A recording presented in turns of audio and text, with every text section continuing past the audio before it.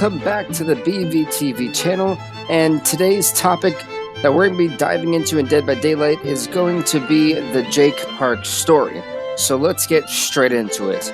Now, basically, growing up, the son of a wealthy CEO was always going to put pressure on Jake Park.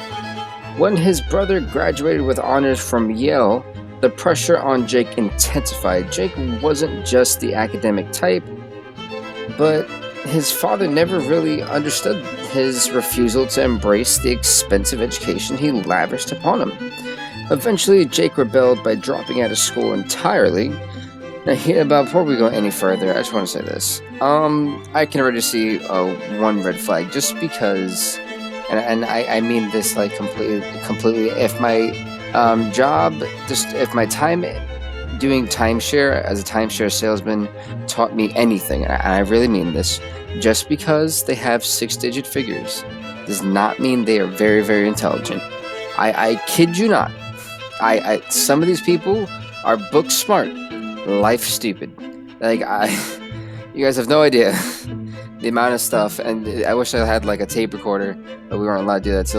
To repeat to you guys the comments and questions and answers I would get. It would really baffle almost everyone's mind who's watching this right now.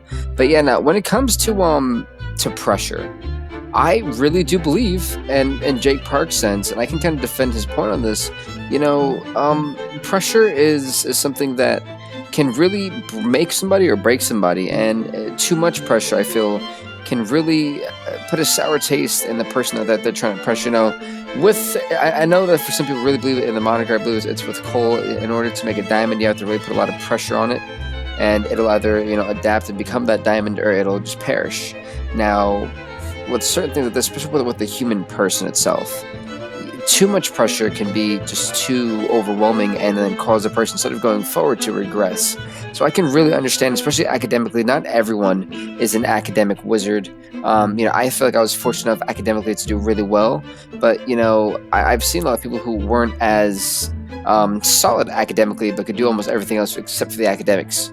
So you can give them anything and just point them to it, and they can just get it done without doing the Pythagorean theorem, a squared plus b squared equals c squared, something like that.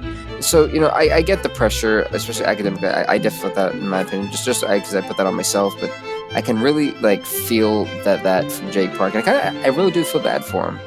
But nonetheless, continuing this, Jake lives off the grid on the edge of the woods. It's been years since he spoke to his father, but his mother checks in once in a while. It was she who eventually called the police.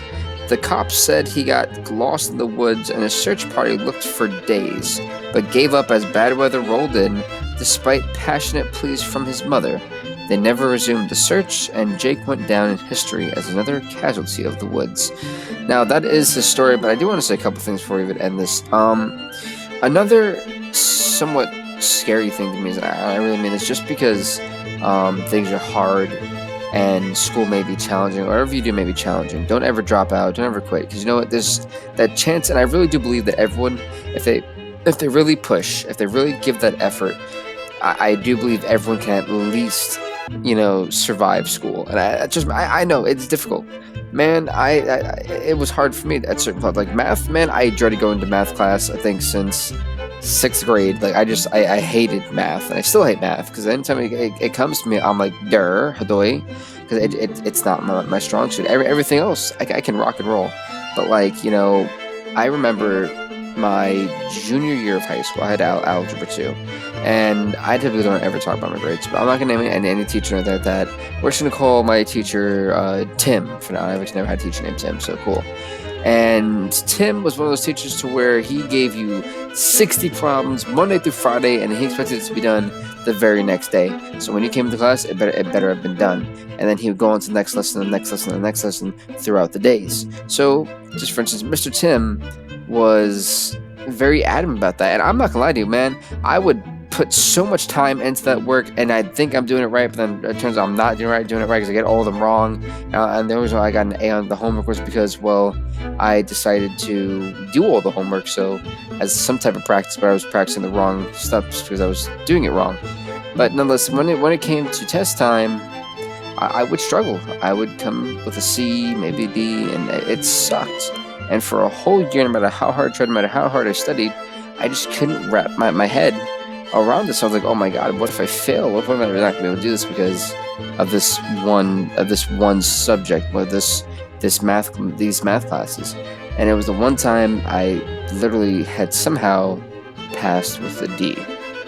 I don't know how. It was the only D I think I've ever had in any final grade for any of my classes. It was kind of embarrassing. It was an embarrassing moment. Like, it sucked. I was really hoping I didn't get let back because of that, but I didn't, luckily. And I was able to just kind of keep on going, so I was really happy about it. But yeah, just like, I try, hopefully I gave a little bit of motivation to some people, someone who may be watching this and maybe having that hard time with school. I know school may be not going on right now because of the global pandemic, but I figured that's what I definitely want to share with you guys.